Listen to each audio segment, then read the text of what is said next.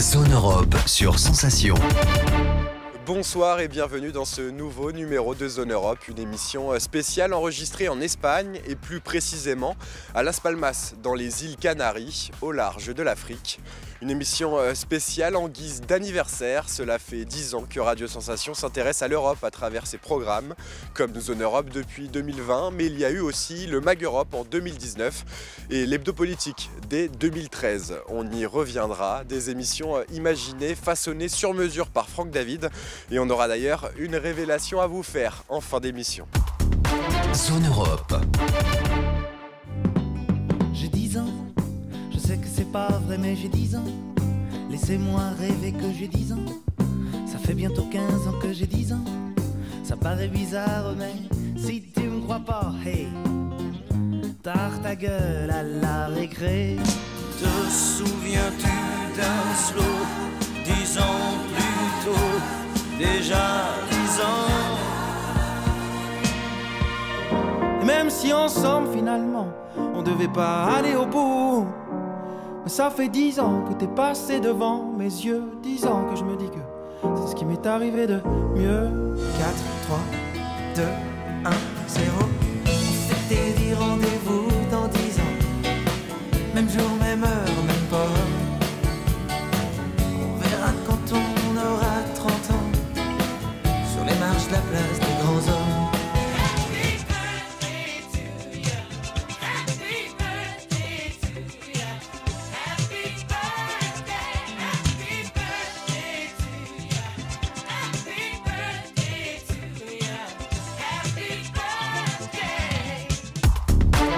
Zone Europe sur Sensation. Et merci à l'hôtel Santa Catalina ici à Las Palmas de nous accueillir pour cette émission anniversaire. Je retrouve autour de moi plusieurs journalistes qui se sont succédés lors de toutes ces émissions à travers l'Europe sur Radio Sensation depuis toutes ces années. Nicolas Kirillovitz, Matt Finance, Julien Frénois, Mathis Godefroy, bonjour à tous. Bonjour. Merci d'être venus jusqu'ici à Las Palmas. Vous aurez l'occasion de tous revenir sur vos souvenirs, vos anecdotes et toutes ces émissions à travers l'Europe. Mais avant cela, vous le savez, on a beaucoup parcouru le vieux continent, de la Suède à l'Espagne, en passant par la Lettonie, l'Italie, l'Allemagne.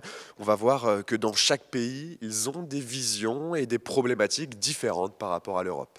Les Polonais comprennent que faire partie de l'UE les fait se sentir en sécurité d'une certaine manière, au vu de la situation actuelle, particulièrement en ce moment. Ça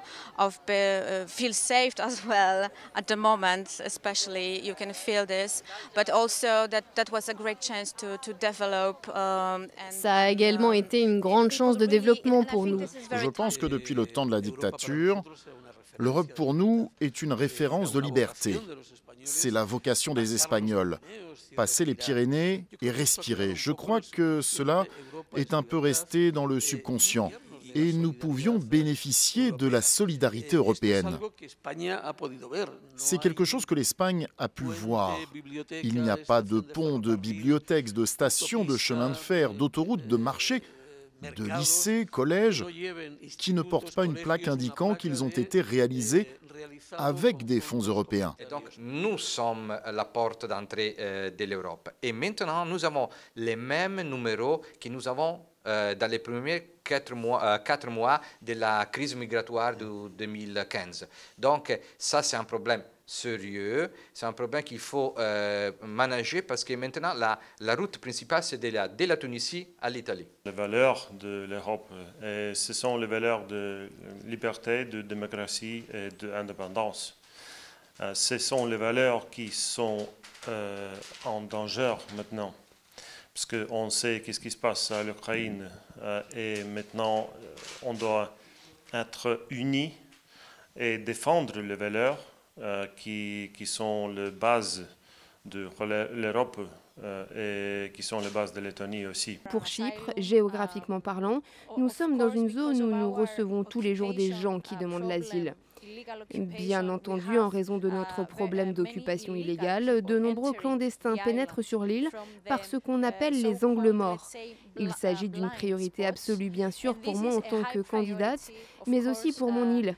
On peut dire que les Irlandais sont peut-être un peu plus europhiles que les Français. L'engagement européen, c'est quelque chose de très important pour nous parce qu'on sait bien, on est un tout petit pays qui se trouve dans la périphérie de l'Europe. Et pour nous, d'être membre de l'Union européenne augmente en fait notre souveraineté. Sécurité, indépendance, développement, migration, les visions de l'Europe sont diverses et variées, les problématiques sont nombreuses. Pour toi, Nicolas, français, installé depuis peu en Espagne, puis à Las Palmas, aujourd'hui, toi qui es journaliste spécialisé dans les questions européennes, c'est quoi ta vision de l'Europe ? Alors c'est une question forcément un peu compliquée comme ça, mais c'est vrai que quand je retrace justement mon parcours et me dire que je vis ici en Espagne et je suis libre de travailler, de circuler, de m'installer, je pense que c'est ça en fait la vision de l'Europe. On a tendance à l'oublier, à se dire que c'est tout à fait normal, mais en réalité ça ne l'est pas. Dans aucune partie du monde on peut faire ça. Et je pense que c'est ça, l'Europe, c'est ce sentiment de liberté. Ou en tout cas, c'est beaucoup plus compliqué si on veut s'installer c'est ça, exactement. au Brésil, au Canada, en Asie. Voilà, exactement. Demain, si, j'en sais rien, tu veux toi t'installer en Allemagne, bah, tu prends ton camion, ta voiture et tu t'installes en Allemagne et tu commences à travailler, tu fais ta vie là-bas et il n'y aura aucun problème. Il n'y aura aucun frein pour ça. Voilà, je pense que c'est ça l'Europe et on a tendance à l'oublier parce que c'est une chose qu'on estime maintenant comme un droit et comme une garantie, mais en réalité quand on écoute voilà, beaucoup de gens parler, on pourrait revenir en arrière et c'est assez inquiétant et pour moi c'est ça l'Europe, il faut savoir le chérir et le conserver. Alors je voudrais maintenant que tu fasses appel à tes souvenirs.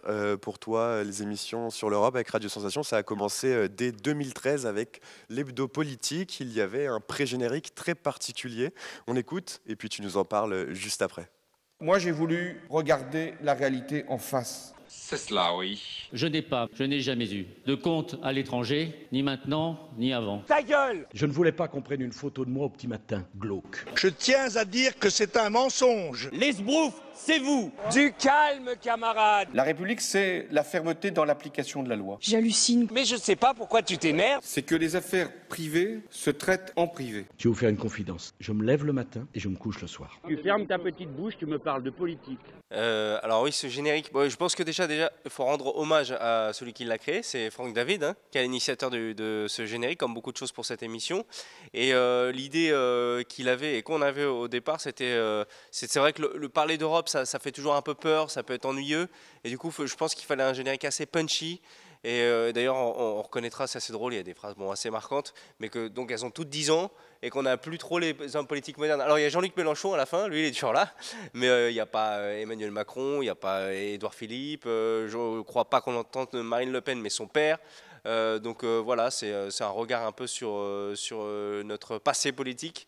Il y a une dizaine d'années et le but c'était voilà vraiment de commencer punchy et beaucoup d'invités étaient surpris parce que bon voilà on va parler d'un sujet sérieux, j'en sais rien, le marché unique et avant de parler du marché unique non on a ce générique avec ces phrases un peu voilà qui peuvent prêter pas choquer mais bon qui surprennent quoi. Alors au début de l'hebdo politique, c'était enregistré en studio à Élancourt, dans les Yvelines, en Ile-de-France, studio de Radio Sensation. Et puis ensuite, vous avez décidé d'aller encore plus loin. Vous êtes allé jusqu'à Strasbourg et Bruxelles, enregistrer directement au Parlement européen. Alors profiter de la cantine en fait. Comment est-ce que vous faisiez pour justement convaincre les eurodéputés de venir être interviewés pour une radio locale? Est-ce que c'était parfois compliqué d'en avoir certains, plus que d'autres en tout cas? Ça l'a été, c'est vrai qu'au début c'était une crainte, surtout quand on est jeune journaliste, on va parler du sujet européen, aller au Parlement européen, être une radio locale, on se sent un peu, petit. Et donc, comment on faisait assez classiquement, on appelait, on lançait des mails, il fallait évidemment relancer. Et en réalité, c'était compliqué, mais pas tant que ça. J'ai un souvenir, je ne voudrais pas faire ici de politique, mais j'ai un souvenir qu'avec généralement les eurodéputés de gauche et du centre, c'était assez simple. Quand il s'agissait de la droite et de l'extrême droite, c'était plus compliqué. Alors, est-ce que parce qu'on était une petite radio ou est-ce que parce qu'ils n'étaient pas là ou ils ne travaillaient pas sérieusement? Je pense qu'il y a un peu des deux, et ça ne veut pas dire non plus que tout le monde à gauche nous répondait favorablement, hein. Mais j'ai souvenir vraiment de cette différence entre la gauche et la droite, et donc du coup il fallait s'accrocher, parfois il fallait relancer plein de fois, et puis mais généralement on arrivait à nos fins, hein. Bon, on va en parler j'imagine, mais c'est rare qu'on se soit vraiment fait planter quoi, jusqu'à la dernière minute. Et si on se fait planter, est-ce qu'on a des plans B? Et justement, il faut improviser. On prévoyait toujours un petit listing de gens au cas où qu'on savait toujours qu'ils étaient là, ces eurodéputés-là étaient sérieux, toujours là, et qu'on pouvait appeler au dernier moment. Mais c'est vrai que le plan B, quand on prépare des sujets compliqués, qu'on n'est pas forcément spécialiste, c'est pas facile parce que tous les eurodéputés ne travaillent pas sur tous les sujets. C'est-à-dire que si on change d'eurodéputé, donc chacun on dans change des de sujet. commissions différentes, Donc, ils ont des spécialisations. Voilà, c'est ça. Ça veut dire qu'à toi aussi, en tant que journaliste, d'improviser sur des sujets complexes, c'était compliqué, quoi. Mais oui, il fallait quoi. Alors parmi une trentaine d'invités, on t'a demandé de nous en partager quelques-uns pour cette émission anniversaire. Toi, tu as choisi un extrait de l'Hebdo Politique avec l'eurodéputé RN, Jean-Luc Schaffhauser, qui était ton invité. Oui, c'est ça, c'était du coup il y a 10 ans, premières émissions, et je l'ai choisi parce que c'était, il me semble, avant la Crimée, ce qui s'était passé en 2014, et la révolution à Maïdan, et puis ça porte aussi un regard sur l'actualité d'aujourd'hui avec le conflit en Ukraine. C'est drôle d'écouter ce qu'il dit, on sait qu'il a été beaucoup mis en avant dans l'actualité pour être un peu un porte-voix de Vladimir Poutine en France et au sein du RN. Et voir ce qu'il dit aujourd'hui, ça pourrait être totalement vrai. Enfin, il y a beaucoup de gens qui disent ça aujourd'hui, 10 ans plus tard. C'est assez hallucinant se dire qu'il limite, il s'est projeté quoi, dans le futur. Allez, on se replonge presque 10 ans en arrière et on écoute ton interview de Jean-Luc Schaffhauser, député RN à l'époque. Marine Le Pen et M. Chauprade font souvent l'éloge de Vladimir Poutine. Ils sont également très critiques vis-à-vis de la position de l'Europe et de la France face à la Russie. Vous partagez également ce point de vue? Vous savez, j'ai été amené professionnellement à travailler avec la Russie, d'abord parce que dès 1991-92, Jean-Paul Dieu, sur l'intermédiaire d'un ami, dit à Jean-Luc la Russie, la Russie, la Russie, l'unité chrétienne, face aux nouveaux enjeux de civilisation. Et j'ai un regard sur la Russie fondé au moins par plusieurs centaines de voyages et par beaucoup d'amitiés. Et je crois que l'Occident, manipulé évidemment par les États-Unis, se trompe complètement sur la Russie. Finalement, l'ennemi pour vous, c'est pas la Russie, mais les États-Unis, c'est ça concrètement? Non, non, les États-Unis sont aussi... moi, j'aime les patriotes de tous les pays. L'ennemi, c'est l'impérialisme. L'ennemi, c'est celui qui refuse à l'autre d'exister dans sa liberté et dans sa souveraineté. Le Front National et le Rassemblement Bleu Marine sont toujours prompts à dénoncer le manque d'indépendance de l'Europe vis-à-vis des États-Unis, notamment en matière de diplomatie ou d'économie. C'est rarement le cas par rapport à la Russie et son énergie. Pourquoi? Écoutez, la Russie est un partenaire. Il n'a jamais failli. Il n'a jamais failli. Il ne nous a jamais imposé, même en ce qui concerne ses dépendances énergétiques, il faut le dire, alors qu'on me le dise, une politique. À la chute du mur, il avait été décidé qu'il n'y aurait pas d'extension de l'OTAN. La première chose que nous nous sommes empressés, c'est de faire une extension de l'OTAN et de vouloir couper en deux cette Europe parce que, selon le vieux propos de Brzezinski, il fallait couper l'Europe parce que l'Europe continentale représenterait un danger pour les États-Unis. Et toute leur politique, depuis ce moment, c'est d'essayer de couper l'Europe en deux. La politique vis-à-vis des révolutions dites oranges, la politique de l'extension de l'OTAN, c'est de créer un clivage entre l'Est et l'Ouest. Plus grave, alors ça c'est le théologien qui vous parle, il s'appuie en plus sur la rupture entre Byzance et Rome. Donc je considère ça extrêmement grave, et je dirais même, pour moi ça signifie quelque chose, je dirais un projet diabolique. Il n'est plus député européen depuis 2019, mais c'est une interview qui résonne aujourd'hui particulièrement avec l'actualité. Allez, on continue cette émission anniversaire. Je vais vous mettre tous au défi pour voir si vous êtes vraiment incollables sur l'Europe. Je vais vous poser une série de questions. On va commencer ce quiz. Il faudra répondre donc en écrivant votre réponse sur l'ardoise qui se trouve juste devant vous. Je vois que vous êtes déjà au taquet. Une bonne réponse vous rapportera un point. une mauvaise réponse, 0 point. À la toute dernière question, attention, il y aura 10 questions au total. La dernière question vaudra 3 points, donc restez bien concentrés jusqu'au bout. Vous pouvez faire la différence. Et donc, le grand gagnant repartira avec ce trophée, donc Monsieur Europe de Radio Sensation. Donc, vous êtes prêts, messieurs? Oui. Allez, on commence avec une première question facile pour commencer. Dans quel pays de l'Union européenne mange-t-on des pierogies?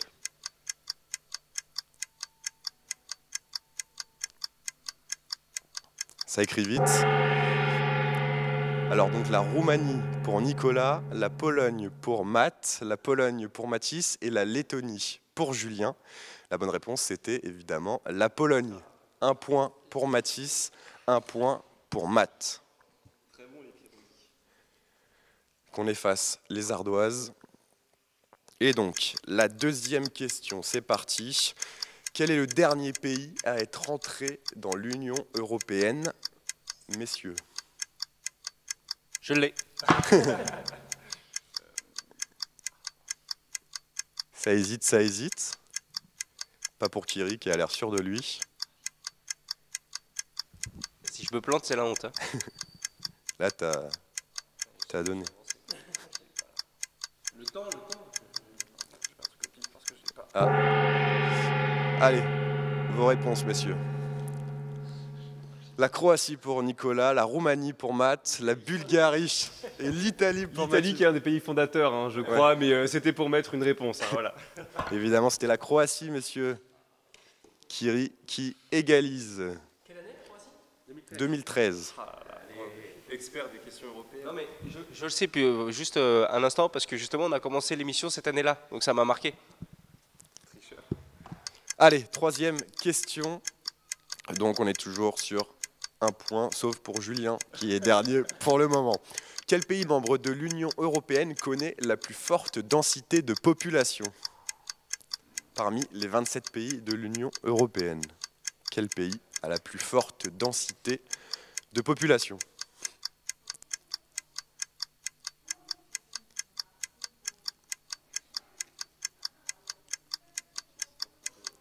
Ça hésite encore?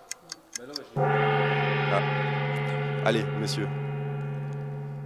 Les Pays-Bas pour Matt, les Pays-Bas, Malte et l'Allemagne pour Mathis. Eh bien, c'était Malte, avec 1600 habitants par kilomètre carré, suivi des Pays-Bas en deuxième position, 513 habitants, suivi ensuite de la Belgique, il n'y a pas l'Allemagne après 381 habitants. Eh bien, égalité parfaite, messieurs, pour cette première manche. 1 point chacun. On se retrouve après donc pour la deuxième manche. Allez, on se replonge donc dans notre émission et dans les archives de Radio Sensation après l'hebdo politique. Et une courte parenthèse, en 2019, c'est le Mag Europe qui arrive sur Sensation sous l'impulsion d'Hugo Casadamon et de toi, Matt Finance. Mais c'était quoi l'idée de cette émission? Avec Hugo, en fait, ce qu'on a fait, c'est juste relancer l'intérêt de la radio pour l'Europe, ce qu'avait déjà fait Nicolas Kirilovitz avec l'hebdo politique. Et au début, ça se traduisait surtout par des interviews locales avec des intervenants ayant participé au programme Erasmus, ou alors des associations ou des entreprises avec une vraie dimension européenne. Et puis on a refranchi les frontières de l'Île-de-France. On est retourné à Strasbourg, au Parlement européen, aussi à Bruxelles, avec la Commission européenne et le Conseil de l'Union européenne. Et une fois cette étape passée, un peu comme Nicolas, on a suivi un peu ses pas. La diversité des sujets était vraiment formidable, puisqu'on on pouvait aussi bien s'entretenir avec des eurodéputés que des particuliers. Et l'éventail d'interlocuteurs, en fait, pour des jeunes journalistes comme nous, était vraiment absolument formidable. Et donc tu as été en Pologne, justement, là où on mange des pierogies, dans le cadre du projet Reddit avec la Maison de l'Europe des Yvelines. C'était un projet donc, sur la citoyenneté en milieu rural. Donc tu as été, j'imagine, dans la campagne polonaise. Quel souvenir tu regardes? Alors la Pologne, ça a été une vraie grosse étape pour moi. Ma seule étape majeure, on va dire, de mon passage chez Mag Europe. Mes camarades ont pu visiter d'autres pays. Moi, c'était la Pologne, à Poznań. Et donc, vraiment la campagne de Poznań. J'étais accompagné de Franck David et avec la Maison de l'Europe des Yvelines. Et le projet Reddit, en fait, c'est un projet de consultation autour des activités permettant de redynamiser le milieu rural en Europe. Et donc, il y avait plusieurs délégations. Ce qui m'a beaucoup marqué, c'est vraiment cette convivialité entre ces délégation, on avait des Grecs, des Polonais, des Français, des Suédois, des Allemands, du beau monde. Et notamment, ce qui était intéressant, c'est la Pologne, c'est un pays très rural, très tourné sur l'agriculture. Un peu comme la France, mais eux vraiment poussés sur la pomme de terre. Et donc la question était de savoir comment rendre attractif tout ça.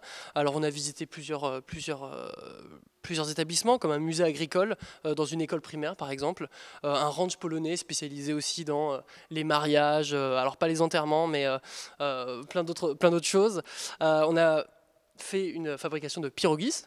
C'est pour ça que je connaissais la réponse. Et c'était bon alors ou pas? Comment? C'était bon les pierogis? Alors moi je me souviens surtout de les avoir mangés, donc oui, c'était très bon. Pas forcément de les avoir fait. Et on a aussi visité un village d'herboristes reconstitué par des étudiants. Et j'avoue avoir été assez impressionné par la qualité de l'endroit et surtout la pédagogie qui s'en dégageait. Petite anecdote marrante, je me rappelle que pour y aller, on devait franchir une rivière à l'aide d'un bac. Et c'était tenu par un gars qui avait sa casquette de capitaine tout le temps et qui souriait jamais. Une sorte de Popeye un peu polonais, c'était assez marrant.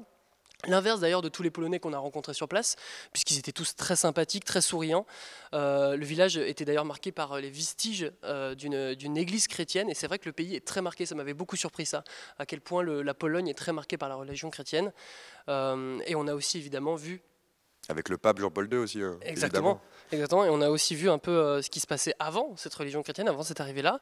Mon plus beau souvenir, en fait, c'est vraiment, alors je vais essayer de bien le prononcer, à Lagiewnicki Kościelne. On a eu la chance d'assister à un spectacle de chant et danse folklorique qui ont aujourd'hui quasiment disparu.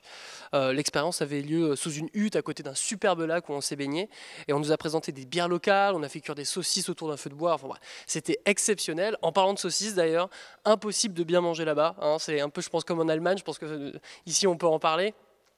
Très compliqué de manger équilibré, alors que bon, on y va quand même. Et Franck David aussi mange beaucoup de saucisses, c'est vraiment très... C'était limite, c'était un peu trop. Alors l'extrait que tu as choisi de nous partager sur tes souvenirs sur Radio Sensation, donc c'est toi, c'est l'interview avec l'eurodéputé Éric Andrieux. Les liens européens passent aussi par le foot. Tu as pu l'interviewer sur ça au Parlement européen? En fait, c'est vraiment ça, toute la magie de l'Europe.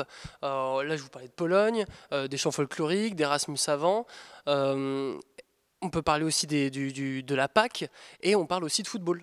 En fait, c'est ça qui est fou, c'est que dans cette même interview avec Éric Andrieux, on parle de pesticides, de ses travaux autour de l'écologie, du cumul des mandats et enfin du football. Et je pense qu'avec Mag Europe et Zone Europe et même l'hebdo politique, on a pu montrer que l'Union européenne, c'était avant tout des enjeux qui traversent les frontières des 27 États membres. Des problématiques de ruralité, en fait, elles existent aussi bien en France qu'en Grèce et en Suède. Les pesticides, ça touche tout le monde. Et quant au football, moi qui suis un très très grand fan, en fait, ça nous réunit tous. Et donc la nourriture aussi, évidemment, mais par contre, c'est ça qui est fou, l'Europe, ça réunit tout et ça a énormément de sujets. Et Éric Andrieux en parlait et c'était formidable. Et justement, on l'écoute tout de suite, on se replonge dans tes archives à toi, Matt, et on écoute Éric Andrieux au Parlement européen. Et vous n'agissez pas seulement dans le domaine de l'écologie et de l'agriculture. Il y a quelques mois, vous intervenez sur les transferts dans le monde du football. Qu'est-ce qui vous pose problème dans ce domaine ? Non, je trouve que le monde du football est un monde à part, mais qui est assez illustratif du monde contemporain dans lequel nous sommes, où le poids de l'argent est inconsidéré et a pris une dimension donc totalement inconséquente. Et je pense qu'il faut que là aussi nous ayons le courage, en tant qu'acteurs ou faiseurs de la démocratie, ou acteurs de la démocratie, de pointer des dysfonctionnements sociétaux. Et je pense que ce trop d'argent dans le football fait partie de ces dysfonctionnements sociétaux. Mais j'aime pour autant le football, mais je pense qu'il faut savoir raison garder. Allez, on continue de parler sport dans cette émission. Le football, c'est évidemment le sport roi en Espagne, mais ici, aux Canaries, il y a un sport régional très très populaire, c'est la lutte canarienne. 4000 licenciés au total et les matchs sont même diffusés sur la télé régionale en direct. Ce sont des matchs de 12 contre 12. En arrivant ici, on a appris que les meilleurs lutteurs pouvaient gagner des dizaines de milliers d'euros chaque mois. Alors on a décidé d'aller à Galdar, dans le nord de l'île, pour essayer de tenter notre chance dans ce sport. Regardez.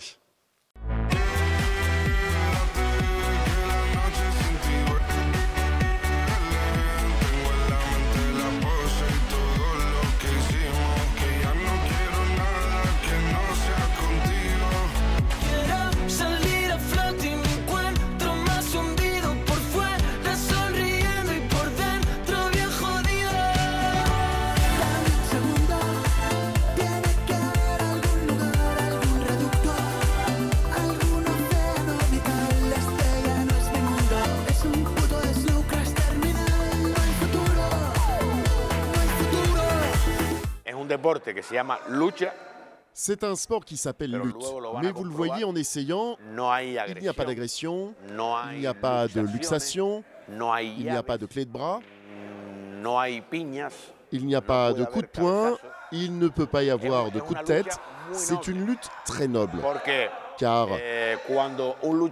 quand un lutteur fait tomber l'autre, ensuite il le relève. Et ensuite ils vont manger ensemble le soir sans aucun problème. L'objectif principal de la lutte canarienne est de réussir à faire tomber l'adversaire, qu'il touche le sable avec n'importe quelle partie du corps, qui ne soit pas la plante des pieds. S'il touche avec l'épaule ou les côtes, c'est l'objectif, faire tomber l'adversaire.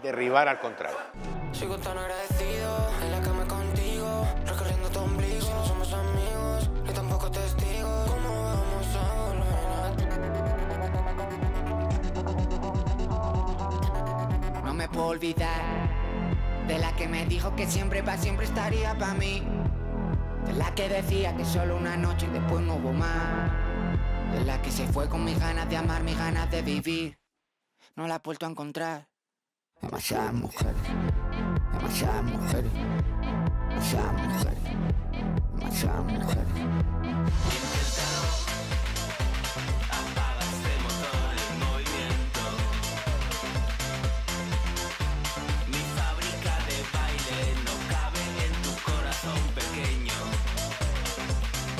Alors après cette séance de lutte canarienne, messieurs, est-ce que quelqu'un a été recruté par le président du club, Raico Ramirez? Ils sont trop faibles pour nous. Malheureusement, le niveau n'était pas assez élevé pour cette équipe française, donc on a passé pour cette fois. C'est difficile la lutte, Nicolas? Non, sincèrement, oui, c'est très difficile. Je crois qu'on voit sur la vidéo qu'on a un défaut physique comparé à nos amis canariens. Et beaucoup plus musclés, effectivement. Ouais. Et je voudrais rendre hommage ici à tout le monde parce que tout le monde s'est bien donné quand même. Moi, j'ai vite lâché pour ma part. Mais je pense que certains ici pourraient avec un peu d'entraînement, viser une carrière. Alors gagner des dizaines de milliers d'euros, je sais pas, mais au moins s'amuser sur le terrain. Vu le profil de ceux qui gagnent des dizaines de milliers d'euros, je pense que... Bon. Allez, on reprend notre quiz pour voir lequel d'entre vous est le plus calé sur l'Europe. Donc c'est la deuxième manche tout de suite. Zone Europe sur Sensation. Allez, quatrième question, messieurs. Avec ses plus de 2 millions d'habitants intramuros, à quelle place se positionne Paris au classement des plus grandes villes de l'Union européenne ? Avec ses plus de 2 millions d'habitants intramuros, à quelle place se positionne Paris au classement des plus grandes villes de l'Union européenne? Vos réponses? Deuxième pour Nicolas, deuxième pour Matt, deuxième pour Mathis et troisième pour Julien. Eh bien, personne n'a la bonne réponse. C'était quatrième place. La première étant Berlin avec 3,7 millions d'habitants, la seconde étant Madrid avec 3,2 millions et ensuite en troisième position Rome avec 2,8 millions d'habitants. Paris n'est donc que quatrième. Cinquième question, quel est le nombre de députés français qui sont élus au Parlement européen cette année? Quel est le nombre exact de députés français qui sont élus au Parlement européen cette année? Ça sent le point.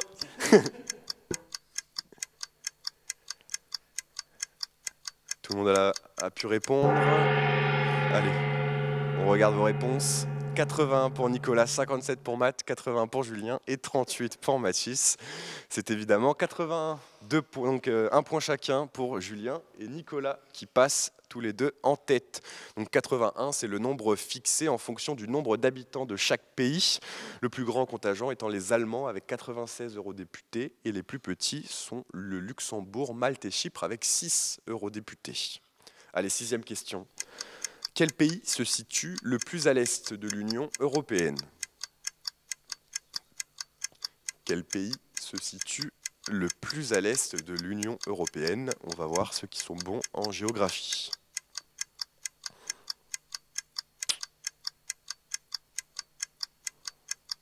Ça hésite. Vos réponses, messieurs? Chypre, la Lettonie et la Slovénie pour Julien. Et c'est Chypre. Les spécialistes des questions européennes. C'était un piège. Donc on fait un petit rappel des scores. Donc 3 points pour toi, Nicolas. Matt 3-3. Matt 2. Julien 2 points. 2. Et Mathis, toujours 1. Un seul point pour Mathis. Zone Europe. En 2021, Julien Frénois et Mathis Godefroy, vous rejoignez la team Radio Sensation et vous commencez par réaliser des reportages pour Zone Europe, une émission que vous avez eu l'occasion de présenter cette saison. On va commencer avec toi, Mathis. Donc, tu es allé jusqu'à Montréal, au Canada, pour l'émission. Une anecdote, peut-être déjà un souvenir à nous partager? Alors déjà, ce qui est très marquant à Montréal, au-delà de toute cette question européenne et des relations européennes qu'on a avec eux, c'est le froid et la neige qui était complètement nouveau pour moi. J'ai vécu 18 ans de ma vie en Guadeloupe, donc autant vous dire que c'était complètement inconnu. Et arrivé là-bas, moins 15 degrés, du froid partout, j'ai sauté dans la neige toute la journée, enfin bref, complètement nouveau. En plus sérieux, là-bas, on a pu faire une rencontre et un reportage assez atypique dans un lieu que tu as déjà visité, je crois, dans un Zone Europe qui s'appelle le Stock Bar. Alors pour ceux qui ne connaissent pas le Stock Bar, c'est un bar de striptease pour femmes et hommes homosexuels, donc où seulement les hommes dansent et se baladent tout nus dans le bar et dansent. Que vive l'Europe. Vive l'Europe pour ça. Alors au-delà d'être un endroit atypique, c'est contrairement à ce que je pensais très diversifié dans les types de profils. On pourrait penser comme ça de prime abord que ça va être que des mecs super musclés, une barbe comme ça, tankés comme pas possible. Pas du tout. Il y a des gens normaux comme nous. Donc il y a des petits, des grands. C'est pour ça qu'on t'a d'ailleurs pris pour un danseur. On m'a pris pour un danseur. J'étais très flatté sur le moment, à pas se mentir. Donc pour ça, j'ai trouvé ça très intéressant et j'étais agréablement surpris qu'il n'y ait pas tous ces stéréotypes présents dans ce bar. Et au-delà de ça, on a pu faire l'interview d'Hugo, qui est toujours le gérant du Stock Bar depuis quelques années maintenant, qui a repris l'établissement. Et il a pu nous expliquer un peu tout le contexte qu'il y avait à la fois dans la création de ce bar, qui est dans un lieu mythique et dans un quartier mythique gay de Montréal. Et donc voir toute l'importance de ce lieu à la fois pour la population gay, mais pas que aussi. Le fait que ça soit un endroit sécurisant pour les femmes, pour les hommes homosexuels qui peuvent être libres de leurs pensées, j'ai trouvé ça très agréable. Et voilà, c'était une entité mythique. Et voilà. Et Matt aussi parlait d'ailleurs tu me relanceras peut-être tout à l'heure sur ça, mais autre anecdote intéressante d'un autre voyage. Matt parlait d'institutions européennes tout à l'heure lors de son intervention. Mes premiers reportages étaient à Bruxelles, avec toi d'ailleurs, Corentin, et Hugo Casadamon. Et moi j'avais eu l'opportunité de faire la visite du Parlement européen et c'était très intéressant. Alors, on parlait du Canada juste avant, peut-être préciser, parce que nous, ça nous paraît logique, mais pour nos auditeurs, pourquoi le Canada et l'Union européenne, une émission ensemble, c'était facile de faire le lien? Comment le lien s'est fait? C'est vrai que de prime abord, on peut se dire, bon, Montréal et le Canada, c'est un petit peu loin de l'Union européenne, et même moi, je me posais la question, en fait, avant d'y aller. Et au final, quand on est sur place, on a pu faire des reportages et des interviews avec la Chambre de commerce, par exemple, et d'industrie, et d'autres sujets autour de ça. Et en fait, c'est les relations entre le Canada et l'Union européenne qui sont très intéressantes. Il y a déjà beaucoup d'expatriés européens qui vont se rendre au Canada, que ce soit des Français, des Allemands, des Espagnols.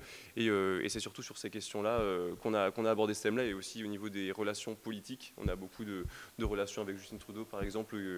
Et de par l'histoire entre les deux continents, entre Montréal, c'est peut-être l'une des villes finalement les plus européennes d'Amérique. Outre Bruxelles et Montréal, justement, tu es aussi allé en Pologne. Là, donc toi, c'était pour Gira, et aussi en Espagne. C'est à Barcelone que tu as rencontré d'ailleurs un magicien. Exactement, Barcelone, qui était mon premier déplacement en avion pour Zone Europe. Ça a changé de la voiture pour aller à Bruxelles. Alors j'ai eu 2 portraits marquants à Barcelone, et je reviendrai sur le magicien en deuxième. Le premier, c'était Romain Fornel, qui était un chef et qui est toujours un chef cuisinier qui est, je crois, si je ne dis pas de bêtises, de Toulouse, et qui s'est décidé à aller vivre à Barcelone. C'est pas très loin en tout cas. C'est pas très loin. C'est pas très loin, mais ça se fait vite. Ce qui peut être compliqué, c'est de s'installer là-bas et de s'implanter et d'être reconnu dans son métier là-bas. Et lui a su faire ce qu'il fallait. Maintenant, il est chef d'un des plus grands hôtels barcelonais, et c'est un nom que tout le monde connaît à Barcelone. Donc gros respect pour ce parcours. Et donc t'en parlais, le magicien. Rémi Marvelli, donc qui de formation était commercial et qui s'est dit du jour au lendemain, tiens, si je devenais magicien. Alors il est parti aux États-Unis pour suivre des cours de magie, suivre une formation de magie et de mentaliste. Et donc j'ai pu le suivre le temps d'un reportage. Il m'a montré sa première salle de spectacle, et on a pu parler longuement. On a passé une bonne matinée ensemble. à parler magie et parcours, et je trouvais ça super intéressant de voir quelqu'un qui a osé sortir d'une zone de confort et d'un métier avec lequel il gagnait pas mal d'argent, il gagnait bien sa vie, pour faire finalement sa passion et vivre de sa passion dans une profession beaucoup plus risquée qu'est la magie. Donc voilà, je suis toujours en contact avec lui ouais, moment marquant dans ces zones Europe. Eh bien, on ressort tout de suite les archives, on part à Barcelone et on voit un extrait de ton reportage avec ce magicien. Aujourd'hui, je vais rejoindre Rémi Marvelli. C'est un Français expatrié ici à Barcelone. Il est magicien et multiplie les projets autour de la magie. Il nous a donné rendez-vous au bar La Bota. On va le rejoindre. Salut Rémi. Salut Mathis. Enchanté. Également. Où est-ce qu'on est? Alors là, on est à Barcelone dans la célèbre Calle Blai et notamment derrière le bar qui s'appelle La Bota.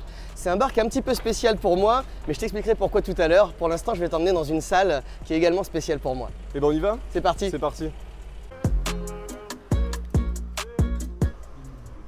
Alors là, on arrive à un théâtre qui s'appelle le théâtre Oracle.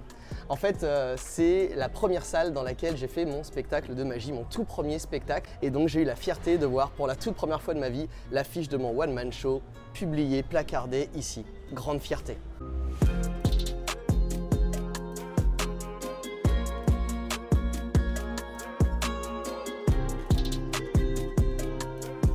Tu peux voir, il y a une ambiance avec les masques au mur, on a vraiment l'impression d'être dans un espèce de cabaret des années 20, donc c'est quelque chose qui m'a beaucoup plu. Alors en fait, pour t'expliquer rapidement, avant moi j'étais expat aux USA, j'ai vécu en Floride pendant 4 ans et j'ai commencé à pratiquer la magie, à me former à la magie là-bas, ça fait 6 ans maintenant, et j'ai dû revenir ensuite en Europe pour des raisons personnelles, et je cherchais cette énergie mer-soleil avec cette ambiance très vivante, et comme je parlais l'espagnol, je me suis dit Barcelone ça va être un choix idéal, et après on va dire de nombreuses étapes que je vais te raconter après dans l'autre lieu où on va aller, j'ai finalement créé mon spectacle de magie, un one-man qui raconte mon histoire en humour et en magie, et cette salle-là m'a paru géniale pour le faire. Donc là, où est-ce que tu nous emmènes? Alors là, je t'emmène dans un bar qui s'appelle La Bota. C'est un bar qui est très spécial pour moi parce qu'en fait, quand je suis arrivé à Barcelone il y a maintenant 3 ans, je ne connaissais pas grand monde et je voulais tout de suite me connecter avec le monde de la culture. Je me suis rendu compte qu'il y avait du théâtre d'improvisation notamment, et j'ai joint une troupe qui s'appelle Les Turbulences. Et en fait, pourquoi ce bar? Parce qu'en fait, c'était le petit rituel. Après les cours de théâtre d'impro, toute l'équipe se retrouvait dans ce bar-là pour aller boire un petit verre après les cours de théâtre. Et c'est devenu un lieu un petit peu emblématique pour nous, si tu veux, quoi. Alors c'est le matin, ça vient d'ouvrir. Hola, buenos días. ¿Qué tal? ¿Todo bien? Hola, buenas. Alors là, donc ça vient d'ouvrir, donc en fait c'était notre petit bar. On arrivait tous les soirs ici, tous les lundis soirs après les cours de théâtre. On venait tellement souvent qu'en fait il y a la moitié du bar qui était réservé automatiquement pour nous tous les lundis soirs. On déboulait à 15. C'est vraiment chouette comme endroit. Et qu'est-ce qui t'a plu toi justement ici dans ce lieu-là? La convivialité. Je trouvais que c'était très chaleureux et ça correspondait parfaitement à notre état d'esprit. La convivialité à Barcelone, c'est vraiment très important. C'est ce qui m'a fait venir ici, outre ce côté soleil et mer, mais retrouver cette ambiance chaleureuse des Français expatriés et même des expats du monde qui se retrouvent ici pour faire la fête. Regarde ce qu'on va faire. Je vais couper mon paquet en deux, d'accord? Et dans cette partie du paquet, je vais te demander de toucher une carte, celle que tu veux. Celle-là. Celle-là? Ok, regarde, je vais la mettre de côté. Et ce qu'on va faire, on va faire un petit méli-mélo. Je vais faire des petits paquets à peu près égaux et je vais les inverser comme ça. D'accord? Tac, et je vais faire pareil ici. Et c'est un petit peu dans notre vie en ce moment, avec tout ce qu'on a vécu, c'est un petit peu un méli-mélo. Et regarde ce qu'on va faire. Je vais mélanger tac, mes petits paquets comme ça. Tac. Et puis, je vais mélanger encore comme ça. Tout dans le sens, hop, inverse. Et on va terminer avec celui-là. Et tu vois Mathis, ce tour, ça me fait très plaisir de te le faire parce que déjà pour te remercier de cette interview, je pense que c'est quelque chose que tu as fait avec beaucoup de cœur et moi ça me va directement au cœur également. Et quand le cœur est connecté, regarde bien ce qui se passe. Tout le paquet se range dans l'ordre sauf les cartes de cœur qui reviennent. 1, 2, 3, 4, 5, 6, 8, 9, 10, valet, dame, roi de cœur. Et en fait il manque une carte, la tienne, et on voit qu'il en manque une entre le 6 et le 8 de cœur, ce qui me fait penser que celle que tu avais choisie, c'était le 7 de cœur. Alors Mathis, est-ce qu'il t'a donné ses secrets finalement? Alors, c'est pas faute d'avoir essayé, hein, il m'en a fait 2 ou 3 des tours qui n'étaient pas tous au montage, et j'ai essayé, mais aucun moyen de négocier, un magicien ne dévoile jamais ses tours, Corentin. Allez, nous sommes, je vous le disais, à Las Palmas pour ce dernier numéro de Zone Europe pour cette émission. Anniversaire en Espagne, vous le savez, il y a un sport similaire au tennis, le paddle, qui se développe énormément. Mais il y a aussi un autre sport, c'est le tennis playa. On a pu faire une séance sur la plage de Las Canteras ici. C'est un haut lieu de ce sport. On voit ça avec Aroya, elle est coach à l'Aproba Tennis Playa ici à Las Palmas.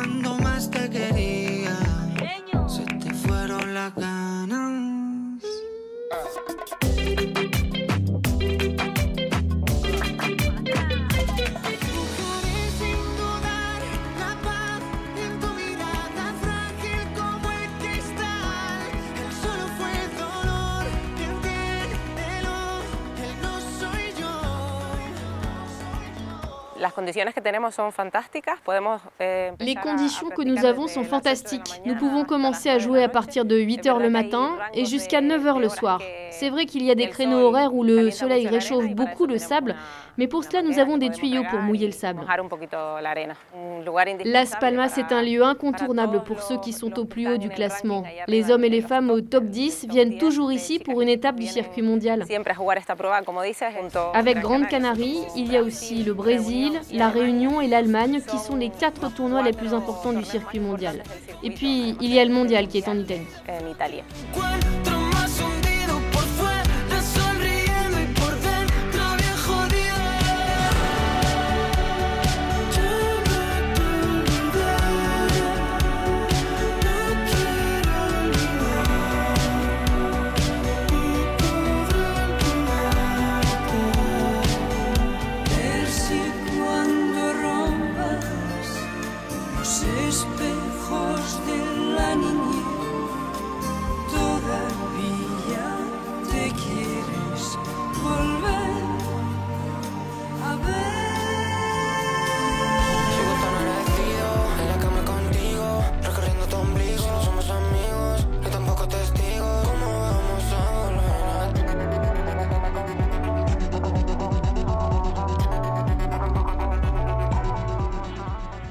Un beau match et des beaux échanges au tennis playa. C'est difficile, c'est physique avec le sable et le tennis, Matt. C'est intense, c'est plus dur je trouve que le vrai tennis parce que les appuis, on met beaucoup d'énergie à se déplacer.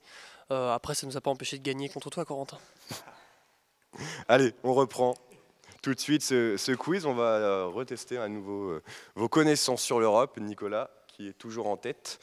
Attention, maintenant c'est la 3e manche. Zone Europe. 7e question. Sur les 27 pays membres de l'Union européenne, combien n'ont pas l'euro comme monnaie?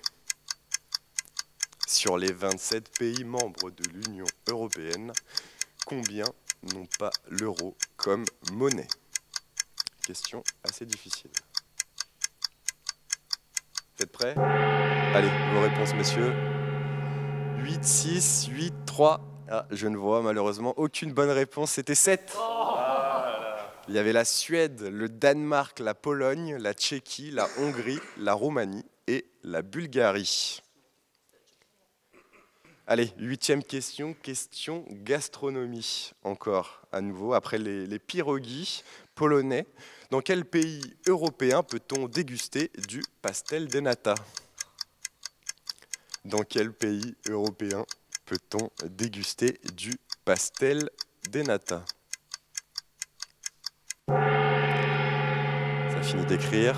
Allez, vos réponses, messieurs. Le Portugal pour Julien, l'Espagne pour Matt, l'Italie pour Mathis. Non, l'inverse, pardon. Et l'Espagne pour Nicolas. Et la bonne réponse était le Portugal. Voilà, le pastel de nata. Très très fameux à Lisbonne. Il faut absolument que vous le testiez si vous vous rendez dans la capitale portugaise un jour. Allez, on fait un point sur les scores. Donc Nicolas, 3 points. 3 points toujours. Julien qui vient 3 points d'égaliser également. en tête. Donc Nicolas et Julien, suivi de Matt toujours à 2 points et Mathis toujours 1 point. Merci de m'avoir invité. Mais attention, la dernière réponse vaudra 3 points, messieurs. Donc restez toujours concentrés pour gagner le petit trophée Monsieur Europe de Sensation. Zone Europe. Allez, on se tourne maintenant vers toi, Julien. Je le disais, donc comme avec Mathis, tu as rejoint Zone Europe et la team Radio Sensation en 2021. Tu as réalisé plusieurs reportages, notamment sur des exemples de projets qui ont été financés par des fonds européens, que ce soit en Île-de-France ou en Normandie. Et plus récemment, cette saison, tu as choisi donc Copenhague pour nous partager un numéro de Zone Europe au Danemark. C'était un numéro spécial. De quoi tu te souviens là-bas, dans la capitale danoise ? Pas mal de choses, beaucoup de souvenirs. Déjà, c'était une envie pour moi d'aller dans ces pays du Nord. En plus, on y était en décembre. On a vu beaucoup de choses. On a vu qu'il y avait une vision très différente de l'Europe par rapport à nous. On a rencontré des gens très chaleureux. On s'est rendu compte aussi qu'à Copenhague, moi, j'avais cette vision que c'était un pays du Nord. Donc forcément, il y allait avoir de la neige, il y allait avoir des hauts sommets. Pas du tout. En fait, ils sont très proches de l'eau. C'est très bas. Le point le plus culminant, il est à 300 mètres maximum. Donc c'est vraiment très bas. Il y a très peu souvent de la neige finalement, et les habitants ils font beaucoup de vélo comme dans d'autres pays de l'Europe, mais par rapport à la France vraiment c'est impressionnant alors qu'il fait froid, les gens sont très bien équipés et certains font bien justement parce que je me souviens d'un matin on était dans un hôtel qui avait une artère principale énorme en bas où il y avait beaucoup de circulation. Un matin on se lève, on ouvre les volets et puis on voit vraiment un très gros bouchon, une grosse circulation, on se dit bon ça doit être l'heure de pointe. Et puis on se dit c'est quand même bizarre et puis au fur et à mesure de la journée on marche dans le centre-ville, toujours énormément de voitures, etc.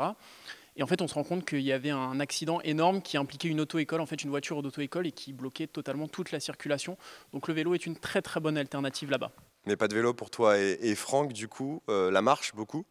Exactement, beaucoup de marche et on faisait bien de marcher très tôt le matin parce que le jour se couche très tôt également. 15h, 15h30, il faisait nuit. Donc autant dire que pour les plateaux, il fallait vraiment enchaîner et marcher rapidement. Donc à 15h, il fallait être revenu à l'hôtel pour commencer le montage. Il y avait mon fidèle compagnon, donc Franck, qui s'occupait du montage dès qu'on rentrait. J'avais interdiction de faire la sieste ou de me reposer quand il faisait le montage. Il fallait rester... Interdit. Interdiction. Interdit. Puis en parlant de cet hôtel, justement, une petite anecdote qui continue toujours avec Franck. Dans les halls d'hôtel, souvent, vous savez, il y a des petits bonbons à l'accueil où on peut en prendre un ou deux au passage. Voilà. Il y avait des bocaux remplis de bonbons. À chaque fois, Franck, lui, s'amusait à en prendre une, voire 2 poignées. Je vous laisse imaginer à chaque fois le regard des hôtesses quand elles nous voyaient arriver, elles nous regardaient du coin de l'œil. Elles savaient très bien pourquoi on passait 5 ou 6 fois par jour dans ce hall. Alors en parlant de filles, Julien, un petit mot sur Clara Anderson, donc, qui vous accueillit avec Franck. C'était à la patinoire donc, pour une interview. Exactement, une interview nocturne là pour le coup. Clara Anderson, une jeune blonde, très souriante, à peine la trentaine. Le spot est super, hein, vraiment des milliers de personnes autour d'une patinoire, ambiance festive. On était bien quelques semaines avant Noël. On se prépare pour l'interview, le spot au bord de la patinoire, vraiment magnifique, la musique de Noël qui va bien. Et là, je ne sais pas pourquoi, première question n'était pas du tout écrite, pas du tout préparée. Et je me lance dans une question qui va rester mythique et qui va longtemps rester gravée. C'est Clara Anderson, how are you? Avec un accent catastrophique. Et là, je me mets tout de suite dans l'inconfortabilité la plus totale. Et on retrouvera cette séquence dans le bêtisier à la fin de cette émission. Je vous conseille de ne pas le rater. Des bons moments en perspective. On verra ça tout à l'heure. Et Julien, donc, tu as choisi de nous partager une interview d'une étudiante française avec Flavie, donc, qui était en études à Copenhague. Oui, c'est ça. Flavie, elle est normande. Elle a décidé de faire ses études à Copenhague. Elle a pour objectif de rester environ 5 ans là-bas. Elle est dans le domaine de l'équitation. Elle aime ce qui est autour des chevaux. Et elle espère trouver un emploi autour de ça là-bas, ou en tous les cas dans les pays du Nord. Et elle a d'ailleurs un bel aperçu de la vie professionnelle parce que là-bas, les étudiants, on a découvert ça aussi, c'était une découverte très intéressante, c'est que les étudiants travaillent en plus. Ils ont un contrat professionnel à côté des études. Donc ça leur permet de payer leurs études en partie. Allez, on part tout de suite à Copenhague pour voir ton interview, Julien. Une grosse différence, c'est qu'on a un revenu étudiant pour les élèves européens. Et en fait, on a un système de statut égal aux Danois par le fait d'être européen. Le principe, c'est qu'on doit travailler un minimum d'heures par mois pour qu'ils s'assurent qu'on paye nos taxes, évidemment. Et en échange, on peut être payé par mois. Un montant, c'est 6 000 couronnes, donc c'est environ 800 €. C'est pas négligeable. Ce qui n'est pas du tout négligeable. Vous avez en plus un job justement, un job étudiant à côté, donc c'est un rapport avec ça? Oui, tout à fait, bah oui. Avoir un job, c'est obligatoire pour pouvoir avoir le SU. Donc le revenu étudiant s'appelle le SU. Donc je travaille dans un restaurant thaïlandais depuis un peu plus d'1 an maintenant, en tant que serveuse. c'est plutôt sympa. Je fais environ 15 heures par semaine. Il faut 40 heures par mois de travail au minimum, donc j'ai mon nombre d'heures suffisant. Ça fait un complément, c'est bien. Dans chaque zone Europe, messieurs, vous le savez, on a mis l'accent sur la culture des différents pays qui composent l'Union européenne, unis dans la diversité culturelle évidemment. Ici aux Canaries, on a décidé de faire une dernière escapade avec toute l'équipe. Nous sommes allés visiter le domaine de l'Aja, où l'on produit chaque année 4000 kilos de café, un café le plus réputé des îles Canaries, voire même d'Espagne. C'était à Aguete, où donc Selena, une guide touristique, nous a fait visiter le domaine. Cuando vi ese culo con arena y sal, yo ya sabía que me iba a enamorar. Tu cuerpo con el mío, me combinan de una manera que ver no va a apagar las luces, cámara y acción, y todo sin meter el corazón. Si yo pudiera, si me dejara, si me atreviera, si el cielo hablara, te diría que pierdo las ganas de odiar si acomodo mi paso a tu caminar y que el mundo contigo se ve menos enfermo. Notre production de café ici au domaine de l'Aja a 200 ans. Notre café, c'est de l'arabica typique venant d'Éthiopie. C'est une variété assez délicate.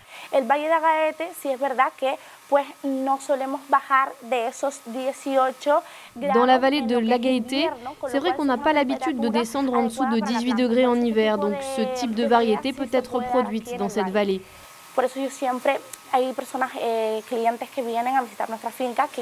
Il y a beaucoup de clients qui viennent visiter et qui voudraient ramener des plantes chez eux dans la péninsule. Mais c'est plus compliqué avec ce critère des 18 degrés, ce n'est pas possible.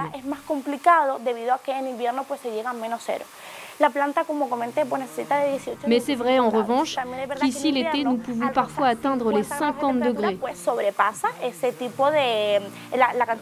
C'est bien au-delà de la température dont a besoin la plante. Mais pour l'ombre, nous avons des solutions. Toutes nos plantes vont être à l'ombre.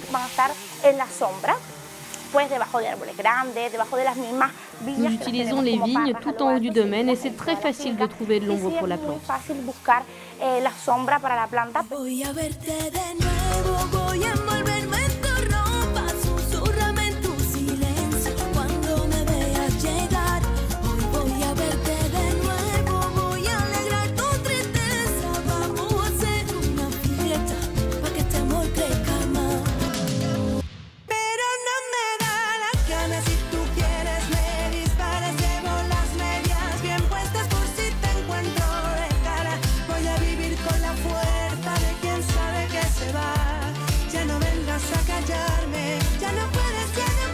Allez, on arrive au moment décisif de cette émission, la fin du quiz dernière ligne droite qui sera nommé Monsieur Europe. La réponse dans quelques secondes. C'est la 4e et dernière manche.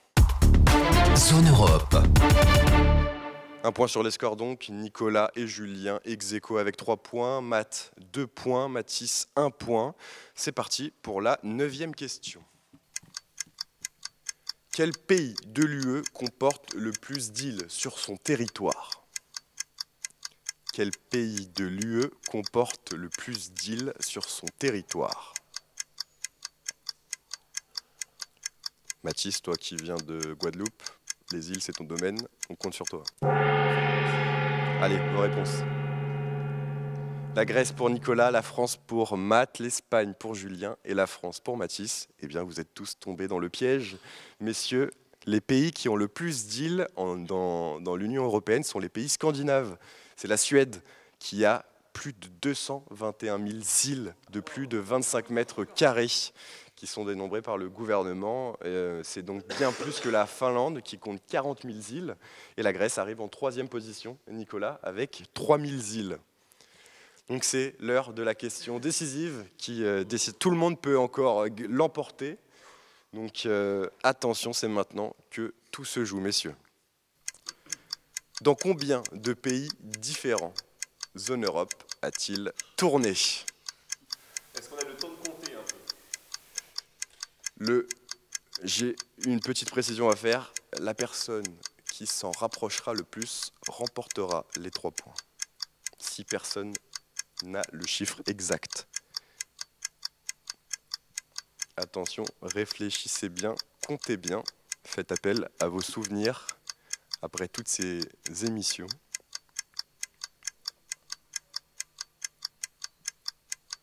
Dans combien de pays différents Zone Europe a-t-il tourné?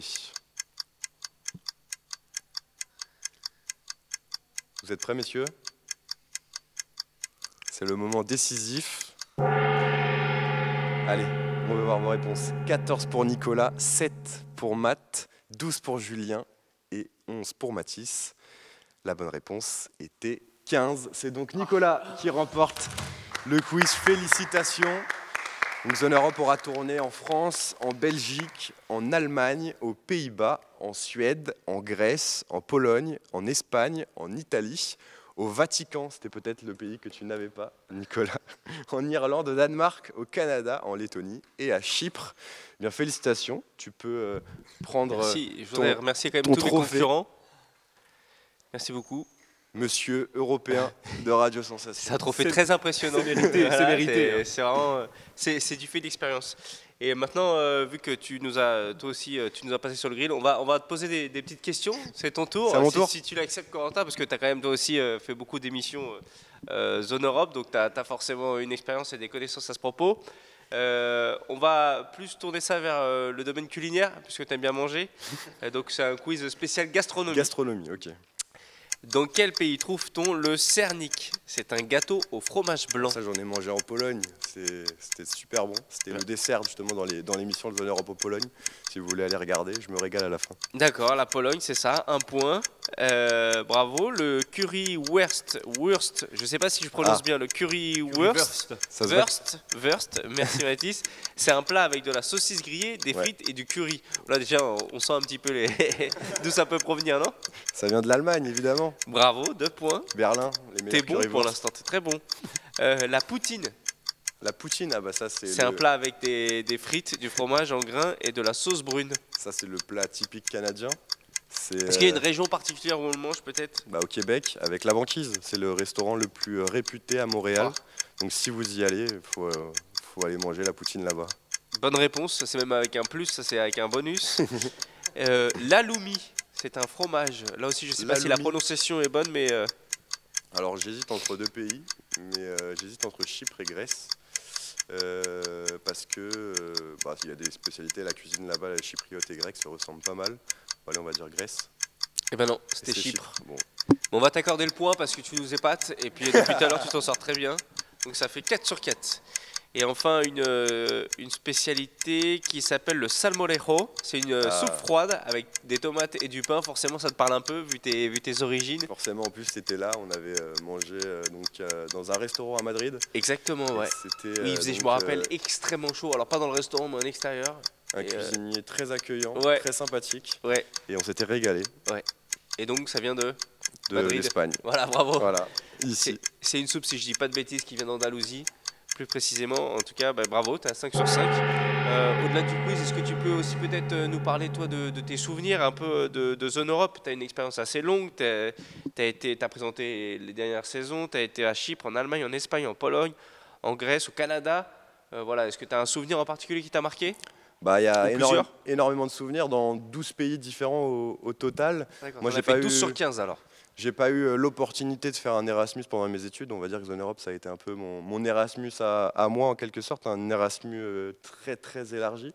On a eu la chance justement de rencontrer plusieurs étudiants en Erasmus, que ce soit à Madrid, à Riga, à Malaga ou même à Rome. Je me rappelle le tout premier Zone Europe dans un autre pays que le Parlement européen. C'était à Rhodes en Grèce avec le nouveau format.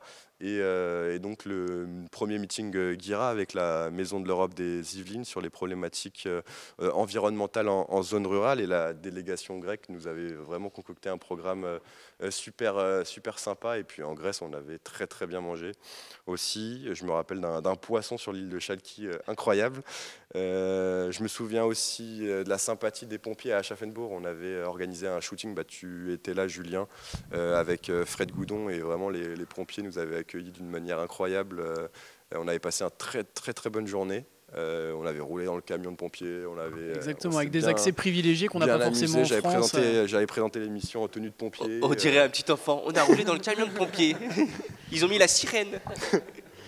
Voilà, après, en souvenir, dans les pays de l'Est, en Lettonie, en Pologne, il y a vraiment, nous, quand on voit les drapeaux dans les différents pays, on voit le drapeau du pays, le drapeau de l'Union européenne, parfois le drapeau de la région dans certains pays. Mais en Pologne et en Lettonie, on voit aussi un drapeau qu'on n'a pas du tout l'habitude de voir chez nous, c'est le drapeau de l'OTAN. Donc on sent très fortement la menace russe qui pèse dans ces pays. Et en fait, en y allant, on se rend vraiment compte que nous, la Russie, c'est beaucoup plus loin que chez nous. Et donc là, ça me fait penser à cette interview que j'avais réalisée avec le président de l'Assemblée lettonne nationale, qui nous avait accueillis à la Saeima. C'est là où il y a les 100 députés de la Lettonie qui siègent. Je pense que tu dois être le seul Français qui connaît le nom de l'Assemblée lettonne. Peut-être pas le seul, mais un des rares en tout cas, grâce à Zone Europe. Et vraiment une interview, sûrement une des interviews les plus fortes, puisque il nous rappelait comment il a vécu l'invasion russe en Ukraine. Et vraiment, c'est des pays où on ne se rend pas forcément compte, nous, parce qu'on a une histoire très différente, mais on ne se rend pas forcément compte de ce qu'ils peuvent ressentir, donc c'était extrêmement intéressant. Plus récemment, là, je retiendrai aussi cette capitale européenne divisée encore en 2024, Nicosie. C'est quelque chose quand même d'assez incroyable. Et enfin, je voudrais revenir sur un dernier souvenir. Tu le disais, Julien, au Danemark, il faisait nuit l'hiver, tout le temps. Moi, c'était l'été en Suède, où justement, il ne faisait jamais nuit. On était tellement haut, on était à 3 heures au nord de Stockholm, dans la forêt. Et donc, le soleil ne se couchait jamais, tout simplement. Vous aviez entre 21h et 6h du matin, tu avais une sorte de coucher de soleil, mais infini, en fait. Ouais. Et donc, le premier soir, on arrive après une journée d'avion et 3 heures de bus pour rejoindre un petit village perdu au milieu de la forêt suédoise. Et donc, je décide d'aller faire mon footing. Donc, à minuit, coucher de soleil, la scène un peu improbable. Et le lendemain, quand on commence à faire les interviews, on fait l'interview du responsable suédois qui nous accueille. Il nous présente un petit peu les lieux et vous allez écouter ce qu'il va dire. Il s'agit d'une commune étendue géographiquement, de nombreux bois, animaux. Nous avons aussi la population d'ours la plus importante du comté, environ 84 ours. Nous avons des loups également. Nous sommes donc au cœur de la nature.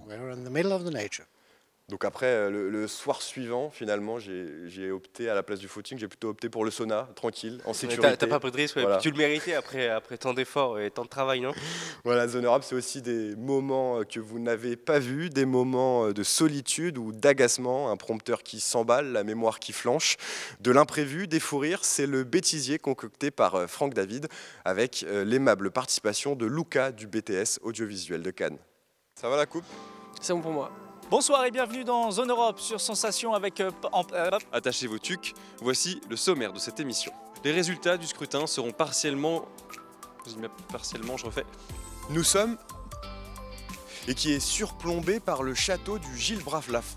Oula. Dans la réserve naturelle d'Olsbach-Schlootz, ici une... On en fait une. Nous sommes ici à la Bruins Ice Rink au cœur de Copenhague, patinoire de 600 mètres carrés. On le retrouve à la plage, c'est le lieu de rendez-vous par excellence après le travail. Que là tu m'entends et oh. Est-ce que tu m'entends et oh? Allô? Allô le monde? On risque de voir des gosses et des graines, mais... Je suis bourré, je vais la refaire. Bon, c'est pas grave. En fait, ça me perturbe de dire cette phrase. Les hôtels, mais aussi les écoles sont mis à contribution pour nettoyer les lieux. Putain. Dommage, à la fin j'ai un peu accroché, mais je crois que c'est bon. C'est le directeur du service espagnol pour l'internationalisation. Et c'est parti. Rencontre avec Maria Adjatanasiou. Elle est historienne chypriote, spécialiste. 15% des Français parlent français, ça n'est pas beaucoup. Alors que se profilent les élés. Alors que se profilent les élés. C'est le profil les élés, c'est dur à dire. Alors que se profilent les élés. Je te jure. Ah non, mais je te jure. Alors que se profilent les élections, c'est dur. Et vice-présidente de la... Désolé, j'y retourne. Direction à présent l'île de Chalki. Nous sommes au cœur du centre marin. Mais sans plus tarder, on part à la découverte de la ville, parfois surnommée... De la provocation et de l'audace des Québécois. Putain, je vais tout refaire. Nous avons rencontré plusieurs étudiants français qui passent leurs Erasmus en Espagne. Merci au Fonds citoyen Front. Tu me dis quand t'es prêt. Je vous propose de remonter dans le temps avec l'archéologue grec Stathis Raptou. Nous avons... Mais pour comprendre d'où... Rappelons-nous un peu. En Allemagne, une petite ville rurale de l'ouest de l'Allemagne, où a lieu le... Faut que tu reprennes en haut, je suis désolé. Is everybody okay? Put up your hands. De la spontanéité et de l'humour. J'ai oublié qu'il y avait un troisième mot. Et une vie nocturne plus animée que... Pardon. Ça va trop doucement. Où? Bah. Ah c'est bon, ça marchait pas. Ok, attends. Ah merde, j'ai remis au début, je suis désolé, je me suis emmêlé la pinceau dans la manette. What? Attends, c'est parti à balle. Je refais tout du début? Ça s'est ralenti encore. Va nous parler, pardon, je pensais que c'était à la suite. C'est trop relou. Rien qu'à Berlin, on trouve plus de 2500 parcs et jardins, 150 cinémas. Non Pablo, ne donnez pas d'indices. Ouais mais je le savais pas, lève pas les yeux, c'est bon. On va se battre. Le cube. El Cubo. Ça peut le faire en fait. Clara Anderson, how are you? Et nous retrouvons... Oula. C'est sûr que... We were also talking about it. How? You can continue. Vous êtes directrice de la radio Choc. Directrice musicale, attention, j'ai pas tous les pouvoirs. Voilà, on va recommencer. Eh bien, on regardera ça. Merci beaucoup, Magloire. J'espère que vous allez nous inviter. C'est good.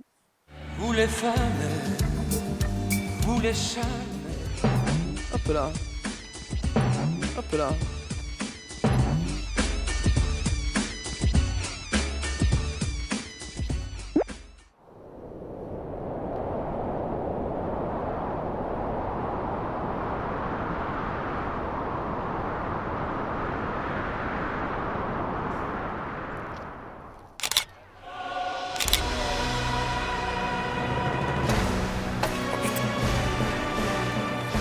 Ah ouais, mais en fait, le problème...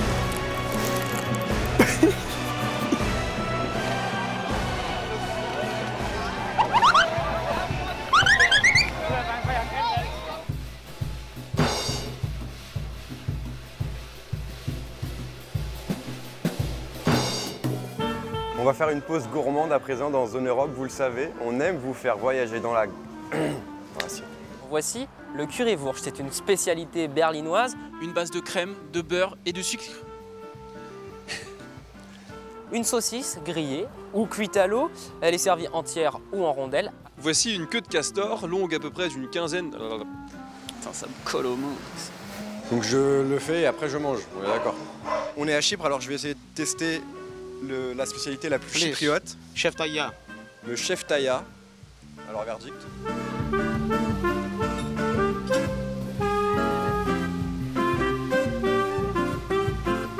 On a la droit. C'est super bon. Le morceau est un peu gros par contre. Ça me perturbe de dire la queue de castor d'une quinzaine de centimètres. Zone Europe, c'est terminé. Vous pouvez retrouver cette émission en replay sur notre site internet, sur notre site internet Radio Sensation. On se retrouve. Ah bah merde. Bonne soirée à tous. À la semaine prochaine. Ça fait plaisir. Et on arrive à présent au terme de cette émission. La dernière page va se tourner et le livre Zone Europe se refermer définitivement.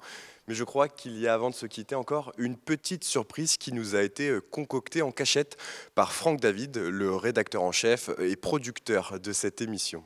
Je marche seul dans les rues qui se donnent et la nuit me pardonne. Je marche seul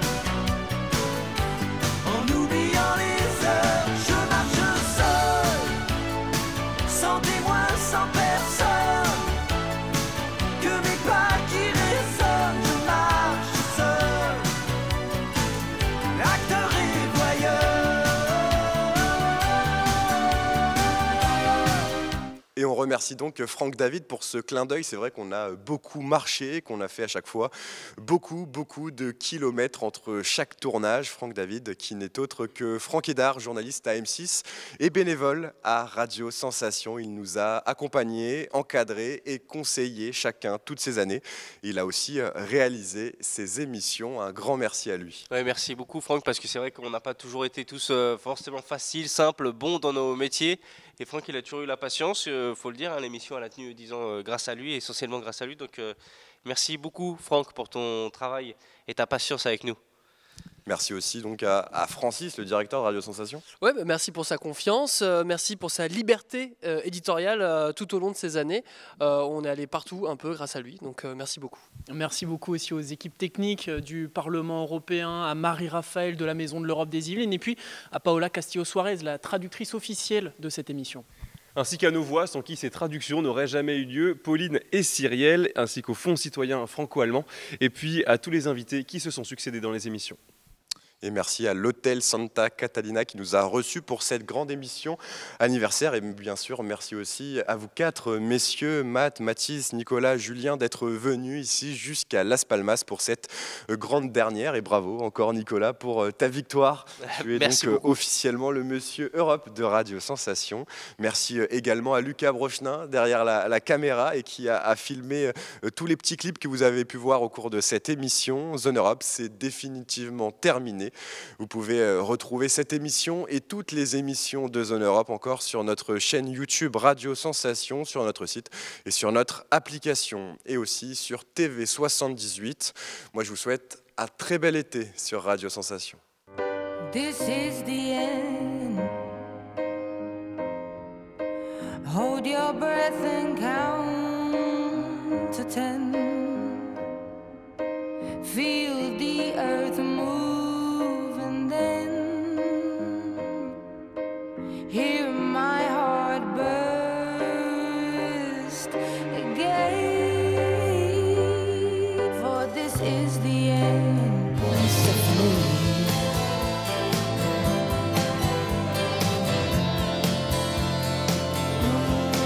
C'est fini. Show must go on. The show must go on. Closing time. Every new beginning comes from some other beginning's end.